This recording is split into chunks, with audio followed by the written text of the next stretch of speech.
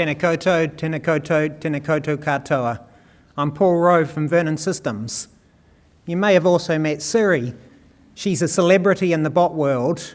Today I'm going to be introducing you to some of the other bots that I've met. Bots are pieces of automated software that follow through a set of operations with some degree of independence. Often they're mimicking human behaviour and they're becoming increasingly sophisticated. They've been adopted by museums for a range of different purposes, anything from trying to answer visitor questions to sharing collections online. So this is one of the first bots I ever met. He was called the Warlock, and he came from a place called Firetop Mountain, which I believe is somewhere near Huntly. He was my guide in a choose-your-own-adventure book. And so you might think I'm joking, but it is actually a kind of bot, just a paper-based analog one. So the book works through a series of predefined questions, and depending on your answers, you're led through to further snippets of content and questions. Hot tip, don't open the door with the skeletons. And so if we fast forward to the present, here's Auckland Art Gallery's chatbot. It can answer simple questions. So it knows, for instance, what's on at the moment and their opening hours, but it's also built on top of the concept used in the Send Me SF MoMA app. So it's hooked into their online collection. So I can, for instance, command, "Send me cake." And sure enough, I get virtual cake as represented in the gallery's collection. And I think I've thereby proved that I can't have my cake and eat it too. And so that particular chatbot is built using the Facebook Messenger app. This platform already understands natural language, and it's got a whole programming language for defining the conversation flows and for integrating other kinds of data sources. One of my favourite implementations of the Messenger chatbot is Sarah Powell's copyright bot. It takes the workflow for checking what the current copyright of work in New Zealand is, and then implements that as a simple question and answer chat. Bots can also be used for the one-way sharing of content. This particular example uses Twitter's API to share 4 images every day from the Rijksmuseum's collection.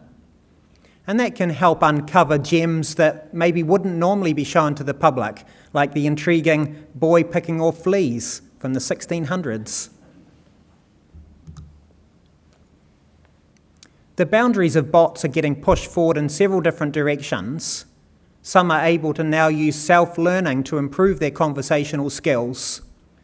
Others can pull in more detailed data sources or can understand the context of the visitor, such as their location, to provide more useful information. This particular example is called the Wobot, and it's able to provide therapy services in the form of self-help videos and various workflows that people can go through. We've also seen now voice-driven bots, for example, Siri and Alexa. In 2018, the Smithsonian introduced Pepper the robot, and this actually combines several of these elements. It's a moving mechanical robot, it's got some built-in scripted conversations, it's even got a few dance moves built in, and it has a tablet for displaying image and video responses. They're using it as a way of greeting visitors, and it's a novel way of engaging them. My only concern is that we're starting to enter into uncanny valley as these bots are slowly getting closer at mimicking us. And so there are ethical considerations around the use of bots. Are people comfortable with sharing things like their location with a bot? What happens to the data that the bot's gathering as you interact with it? So these are things to think about as you implement these different systems. Are we also comfortable with being in the hands of digital giants such as Amazon and Facebook? If you're building a chatbot, you also need to see that it can answer a reasonable range of typical visitor questions, So do some thorough testing. We don't want the situation like here where I ask Siri, open the door, open the airlock, Hal.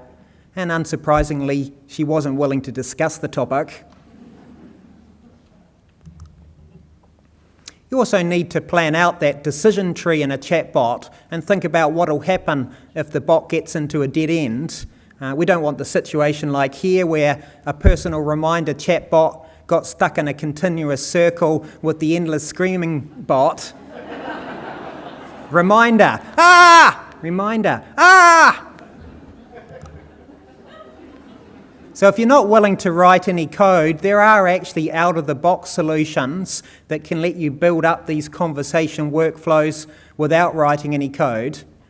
So they're mature systems, and there's several on the market, including ChatFuel and Botsify. Here's an example from the Guggenheim Museum. The Guggenheim Art Tumblr account, again, is posting random samples of their content. But the difference here is that it's written by an independent person that just loves this collection. And so for me, meeting these different bots has just reinforced one thing. The images that you're capturing, the online collections you're sharing, just provide a foundation for all different ways of engaging your audience. The more accessible your content is, the more open the licenses you use, the more chance you've got of having your content used in new and different ways. I've created a slide with links to all of the bots that I've mentioned today and the other related tools, so I'll put all of that up on SlideShare. And as a bonus, there's a link to Seb Chan's conference-themed Choose Your Own Adventure. Hasta la vista.